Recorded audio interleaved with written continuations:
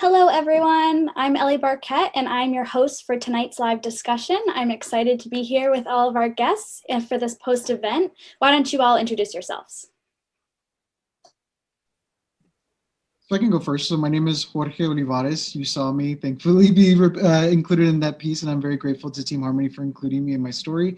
I'm in Boston, Massachusetts, originally from South Texas, and I am a gay activist, somebody who works in broadcast media to talk about what it's like to be a gay person or a queer person living today. Thank you. Hey everyone, my name is Esme Silverman. I use she, her pronouns. I am an LGBTQ plus youth member from Southeastern Massachusetts. And in terms of what I do, I'm on GLSEN's National Student Council, and GLSEN is an organization in the United States that advocates for K-12 inclusive education. I'm also on the Massachusetts GSA Leadership Council. I co-created a Shine team with one of my close friends, which is a team that is dedicated to including LGBTQ plus youth in activism work. And I'm also starting up a New England Gender Sexuality Alliance Coalition, which is going to unite a bunch of LGBTQ plus youth groups in the New England region of the United States. Wow. Well, thank you for making the time to be a part of this. Hi, everyone. My name is Kim Topping. My pronouns are they, them, theirs. I'm an educator, an activist, and writer, and here tonight with the Safe Schools program for LGBTQ students. We're a joint initiative between the Mass Department of Elementary and Secondary Education and the Commission on LGBTQ Youth here in Massachusetts. And our work is really around advancing policy and education and youth leadership, like the GSA Student Leadership Council that Esme is a part of, so we can really envision and create more inclusive LGBTQ schools. Awesome. Well, thank you all for that. And we just got a glimpse of how the LGBTQ plus community is treated in several parts of the world. And tonight, I'm looking forward to talking more about some of these issues and, more importantly, how we can support the LGBTQ community. So let's get started. Since, Kim, you introduced yourselves and introduced your pronouns, using your pronouns, can we talk about those first? If you use they, them, can you please use that in a sentence and explain? Sure, yeah. So they, them pronouns are pronouns that people who are non-binary or gender neutral or gender fluid might use to signify that gender neutrality or fluidity. But it really depends on the person. I use they, them pronouns because I do identify as non-binary and don't want folks to refer to me with binary terms like she or he. In a sentence, you might say, Kim spoke on a panel tonight. They had purple hair, and I learned from them about LGBTQ plus rights. So simply a replacement for my name is how you could think about pronouns. Awesome. Thank you. And Jorge, I know that throughout the interview in the episode, you mentioned how one should ask someone's pronouns or ask more questions to get to know the other person out of respect. So can you please elaborate a little bit more on that? Yeah, so the really amazing thing is that because of just the nature of the world right now, a lot of us are doing things digitally. And the way we've all done it with the Zoom names now, you can do that. You can put your pronouns, on your Twitter page, on your Facebook page. You can be forthcoming with your identity in that way, so that way you don't have to deal with questions. There's some queer folks who don't want to answer questions, and that's totally fine and totally normal. There's this thinking within the community, and I understand it and I agree to a certain extent, that it is not our job to educate people about who we are, because it is not the job of the quote unquote oppressed to help our oppressors, however people choose to identify either of those words. But by doing this little simple gesture, we've already gone through the process ourselves. We've made it a little bit easier, so that way we don't have to put ourselves in uncomfortable positions, either us or the people asking. But that being said, in any sort of situation or any sort of scenario, it might be helpful to ask people what their pronouns are, because then you already have an indication as to where you're meeting them. Some people, you might be meeting them at a place where they're comfortable with their queerness. Some you might not be. And in being able to have that open dialogue, it's a little more helpful to understand who you're talking to, the best way to talk to them by using the language that is most helpful for them. Wonderful. Well, you basically just answered my next question, because that was going to be for our audience members with the use of pronouns. Why might that be important to use them or ask about them? So thank you for that. I guess we'll move on to, are there parts of our everyday language that we should be more sensitive about? And how do you avoid alienating people when you do change your language in a conversation? I'll just say that there are certain things that are happening, particularly with my community, the Latino community. I'm Mexican American. I grew up in South Texas. And a beautiful thing that's happening is the adoption of the word Latinx. Now, because Spanish is a very gendered language, it's mostly in masculine and feminine forms.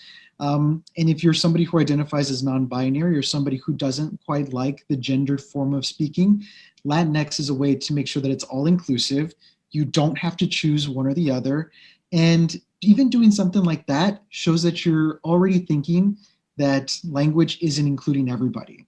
So if you're using something like Latinx, I believe there are other forms, depending on other identities that people use, that are also gender neutral. Even doing something like that helps us as queer people know that you're already a little bit more aligned with us, and the task with helping education isn't going to be as difficult as one would assume it to be.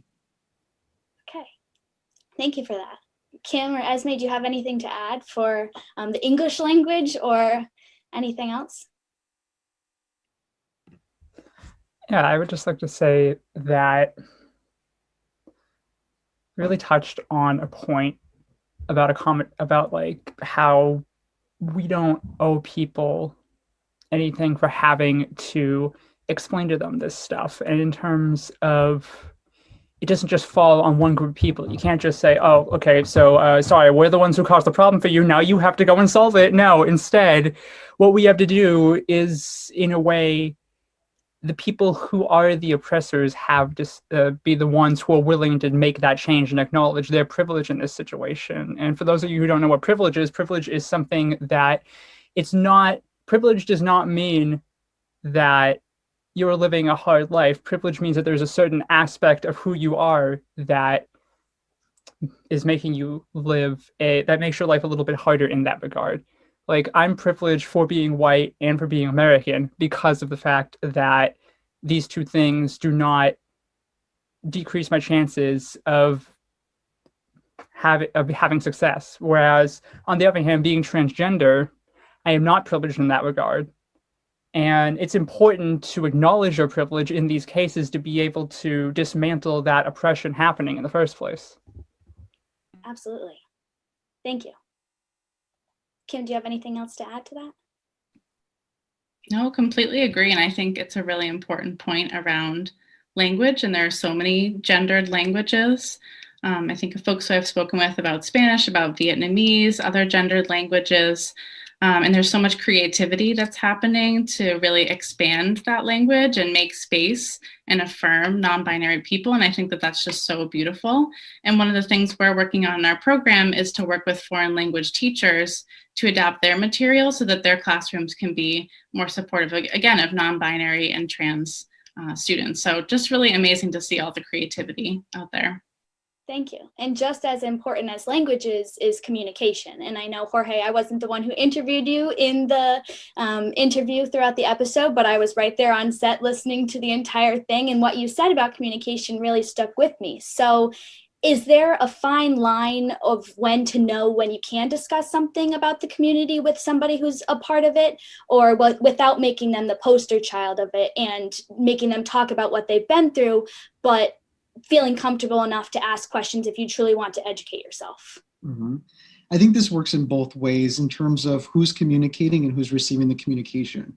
If I'm somebody who's communicating, I think I mentioned at the beginning, I identify as gay, I'm a man, I use he, him, his pronouns, but the idea that I would just speak about transgender rights or transgender, like to speak about the transgender experience, even though it's not my experience, I have to be careful with what I say and what I don't say because it's not my lived experience. And so it's about understanding what you should be speaking about and to whom that conversation is happening.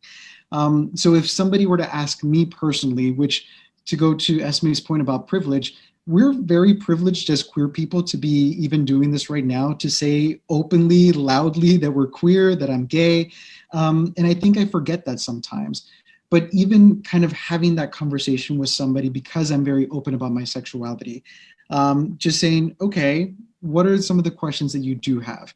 And me being okay, and the receiver of this message being okay if I say they've gone too far, you're being a little invasive, this is something that I don't feel comfortable talking to you about, and not getting frustrated with me or not getting so hurt with the idea that I am not choosing this person to talk to certain things with about.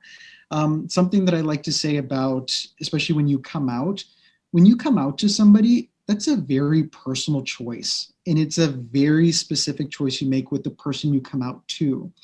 So if somebody who I have not come out to asks me questions that I don't feel comfortable speaking to with them, then I will just say, I'm sorry, I just don't feel this is not the right place or the right time, nor am I the right person for you to maybe talk to this about. So I think it's just recognizing places for each of those people, because obviously communication is a two-way street, and we each have a role to play. And so my role is saying upfront, if you need to talk about the intersectional gay experience, maybe from a Latino perspective, I got you. I can talk about that. If you need to talk about something else, there are other people I can point you in that direction to get, feedback from them. But I just hope that you're open to receiving that feedback and not feeling as though, not taking anything personally if I tell you that it's not the right time, the right place, or even the right conversation. All right, thank you.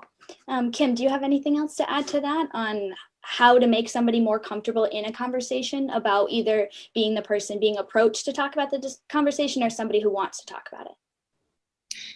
Yeah, I think I would agree with all of that. And in my experience, I can often tell when someone's leading with curiosity versus when they're trying to be invasive of my experience. So asking or saying, thank you so much for sharing that with me. Can you tell me a little bit more about what it means to you to be non-binary? As opposed to, what does that mean? You can kind of tell people's tone and where they're coming from with their questions. So I think that's a big part of it too, is the intentions behind it. And we can often sense where people are coming from in those moments.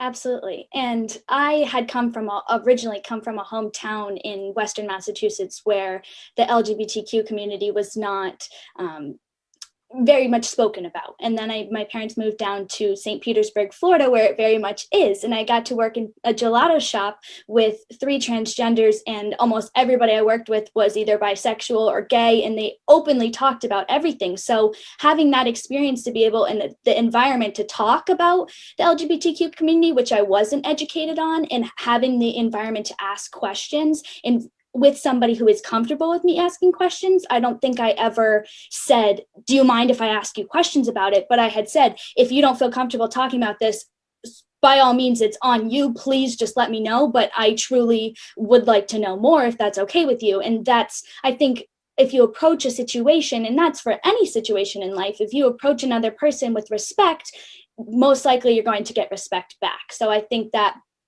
just the way you approach the situation is how it's handled usually. Esme, would you like anything? Would you like to add anything?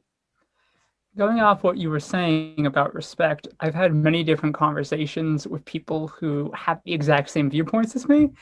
And I've had conversations with people who do not agree with me one bit on anything. But at the same time, we have that level of, we want to learn about each other. We want to learn about what makes each other taken away, what our lives are like, what it's like being like this, what it's like being like that. And we could put aside those differences as long as we can respect each other. I have a lot of people who say human rights is a completely different story. You can disagree about how people run things, but you cannot disagree about people being people, because at the end of the day, people are people. And at the end of the day, if you can't respect someone, then there's just nothing I can say to you other than there's just nothing I can say to you. Absolutely. Respect is that big thing in life that really just it's one of the most important quintessential parts of being a human. I couldn't agree more. So Kim, can you please explain the difference between cisgender and transgender for those in the audience that do not know? Sure. So often when a baby is about to be born, people will ask a very common question: is it a boy or a girl? And really what people are asking about is the sex of that baby. So someone's sex assigned at birth really has everything to do with their physical body, their chromosomes, genitalia, that kind of stuff. And often we've conflated the sex assigned at birth with someone's gender, and that doesn't work for everyone. So someone who is cisgender, their sex assigned at birth that they were socialized as a child. So maybe if they were assigned female at birth, their parents raised them as a girl, their family raised them as a girl, they would be cisgender if that feels right for them. Whereas someone who is transgender, sex assigned at birth doesn't exactly align with their gender identity. And there are many different ways of being transgender and identifying as transgender. So there's a whole vast community and diversity within the transgender community. Absolutely. Thank you for that.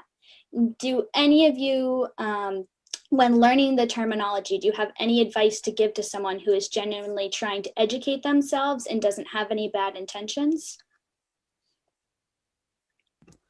I definitely have to say, just like, be willing to accept the fact that you may mess up at some points in time. Because if you are trying to learn, if you are willing to make those mistakes to be able to make more inclusive language, and that's awesome. We need to understand that I have facilitated a lot of discussions with teachers about pronoun usage. And the common thing I like to say to them is, we don't want to create a system of fear in schools. That's what standardized testing is for. We want to create a system that involves people. If you make mistakes, it's okay, because mistakes at the end of the day are part of learning, and they let people, and we want to correct them. We don't want to just sweep everything under the rug and say it's fine. We want people to be corrected so we could foster that care and nurturing nature to be able to get people on the right track to using more inclusive language at the end of the day. Absolutely. And that leads right to one of the questions we just got from the audience is, how do you correct people when they use the wrong pronouns or use a term that you're not okay with? I'd love to answer that, because I actually just did a resource on it about 2 days ago. And what I could say about that is, if you are, let's say you mess up, let's say you make a mistake, step one is to just take a deep breath about it and realize that it is okay, because this is a part of your learning experience.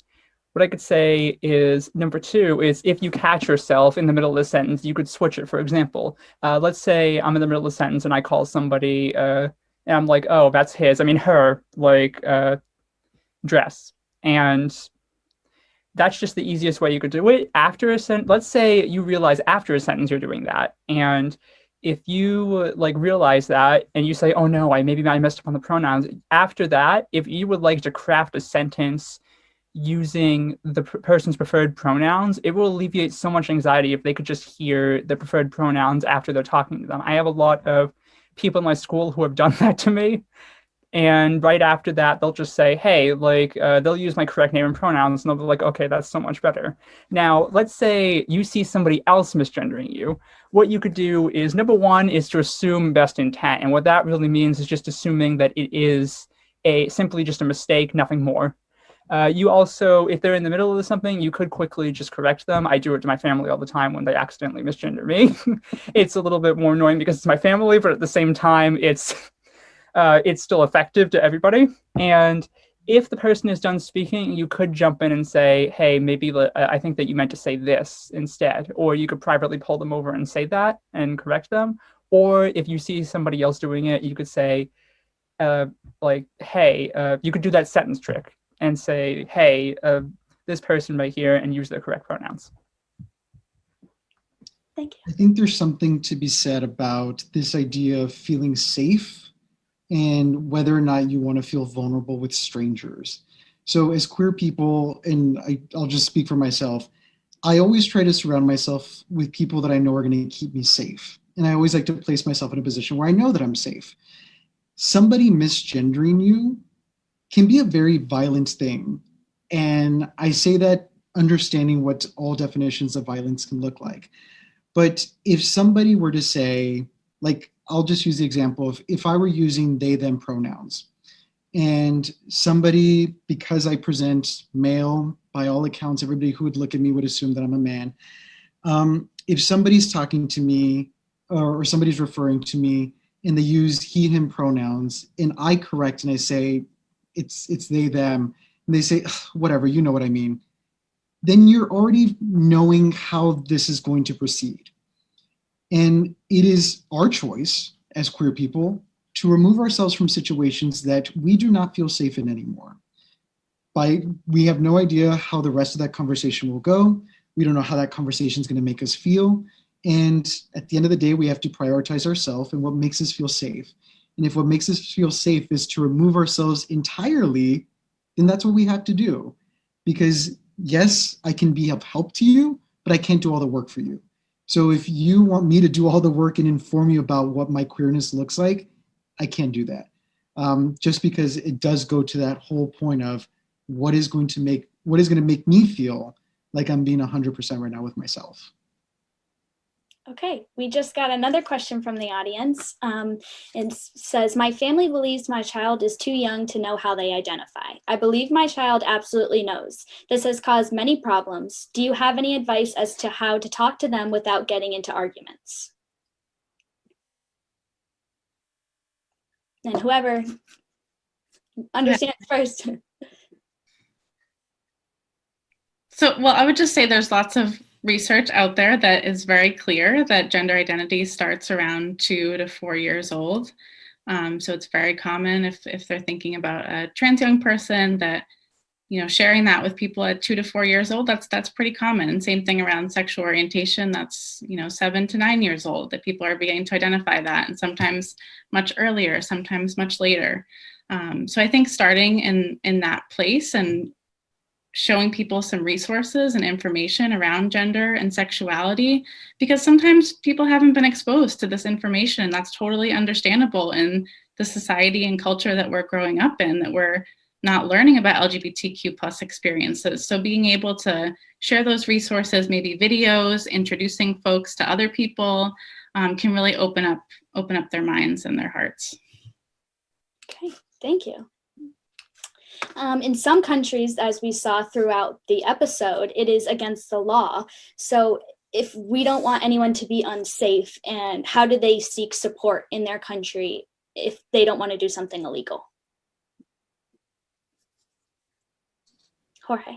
So I think something that was really beautiful in the episode that we just saw was the fact that in all these different countries, everybody has access to media, and everybody has access to a lot of TV shows, has access to a lot of apps, especially if they're privileged enough to have a smartphone. And there's so many different resources that are available just by that. Like just by watching, there's a wonderful trans documentary called Disclosure on Netflix. People can get a chance to watch that, you know, if they have a smartphone and they can separate themselves from a place, get to a place where they feel safe. Just sometimes seeing somebody that looks like you or whose experience sounds similar to you, that can be really helpful. Again, I am saying all of this with the luxury of being open, with never having to fear for my life being criminalized because of the position that I'm in. But I would say try to find, in the ways that you probably have had a chance to do already, find certain resources that you can look to online, and try to figure out, without revealing too much, who you can trust. As queer people, trust is a big thing. Who can we trust to tell about who we are? Who can we trust to let in? And I can imagine that that's difficult if you're in a country where this is criminalized by a variety of different punishments. So develop that sense of who you can trust and who you can possibly, if at all, reveal that authentic side to yourself.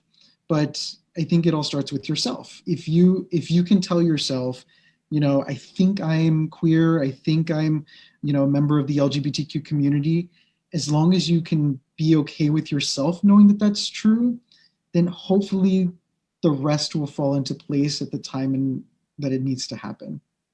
Yeah, absolutely. And I think that it's also important for trust from the other person. So if somebody is confiding in you and telling you this information, they're trusting you that this is their story that they're sharing with you. This is not your story to share. This is not a part of something that can just be another conversation for somebody else. This is going to be handled on their terms and at their pace because it's not your story to tell, like I just said. And I had talked to my sister about this earlier today because she had come out as bisexual to me about almost 3 years ago, and a year and a half after telling myself, she told the rest of the world. And I asked even today, is it all right that I even mention it tonight? And she said, absolutely, share my name, make me famous. But it's my part as her sister and also somebody who cares about her that she trusts me to know this information. It's not my story to share with the world or anybody else. So even asking permission, I knew that was going to be her response because that's just her, but it was great to just even allow that conversation to happen. So give me 1 second. All right, do we have any final remarks? Anything else you'd like to share? Esme? I'd say at the end of the day here, all of this revolves around two main principles. It's actually three. It's trust, it's the willingness to go forward and have these conversations, and the willingness to organize. The thing I can say about organization is starting out multiple organizations for myself and being part of them. I can say it is one of the most important, crucial parts of being in marginalized communities is having that ability to organize. And I'm very privileged being in a country that has the freedom of assembly. And what I could say about that is, in these places, you may be in a very dark place. I don't know. You may be in a very bright place. You may be in a very dark place. But the thing I could say to y'all is, regardless of if you can or can't see it, there are people around you who care about you and love you. There are people around you who are always going to be here, who are always going to share your values, who are always going to be advocating and fighting for you. And regardless of where you are in this world, I want you all to know that I care about you. And like a lot. And I see you and I am advocating for you 100%. Thank you, Esme. I would say that because of my opportunity to speak to a lot of queer folks over the years, that just coming to the understanding that queerness is beautiful, that it's such a wonderful thing to be queer. It's such a wonderful thing to be able to meet other folks who identify as queer and to meet other folks who are allies of ours, who make life easier in a variety of different ways. But something that I've had to kind of remind myself over the years is that we have had so many different advancements for the LGBTQ community in the United States that it's difficult to remember how hard it is just to even say the words I'm gay, to say the words I'm queer, to meet up with people who have the same thoughts and desires that we do. And so I just hope that whether or not you can be able to say the words out loud yet, even to yourself, that just take the time that you need. You're not on anybody's timetable. It is not, your responsibility to tell your mom or your dad at this particular time. It is not even your responsibility to tell your friends unless you feel like it's the right time. It is such a unique individual thing that hopefully everybody comes to the understanding that as long as you're okay with who you are, then the hope is, and it's everybody's hope, I can imagine, that everybody will follow suit afterward. Thank you. Really beautiful. I'm with you all in solidarity for this future. And Ellie, it's so incredible to hear about your relationship with your sister. And I'm always so encouraged to hear about supportive family members and friends. And another really beautiful concept in the queer community is chosen family, the people who we choose as our family because they fully love us and care for us. So I would say for LGBTQ folks to find that chosen family. And if you don't identify with the community, to be that person for someone, which I think you both spoke to as well. So thank you so much for this opportunity to share about our community. Absolutely. This has been such a wonderful conversation, and I'm so grateful and appreciative to have you all here. And this is what we needed at the end of that wonderful episode where we're showing the LGBTQ community throughout the world and giving others a platform to now discuss it more. So thank you all for joining. We appreciate everything you said here and in the video, and we're with you as well. So for those of you watching at home, you can remember to follow us on social media pages, Facebook, Instagram, our at hashtag or our username is at Team Harmony 2020. And thank you for joining this post discussion. Thank you for those who joined from home all over the world. One quick last thing we'd like to do is say happy birthday to our founder, Rick Rendon. Happy birthday to you. We appreciate everything you do and hope you all enjoy the rest of your night. Until next time.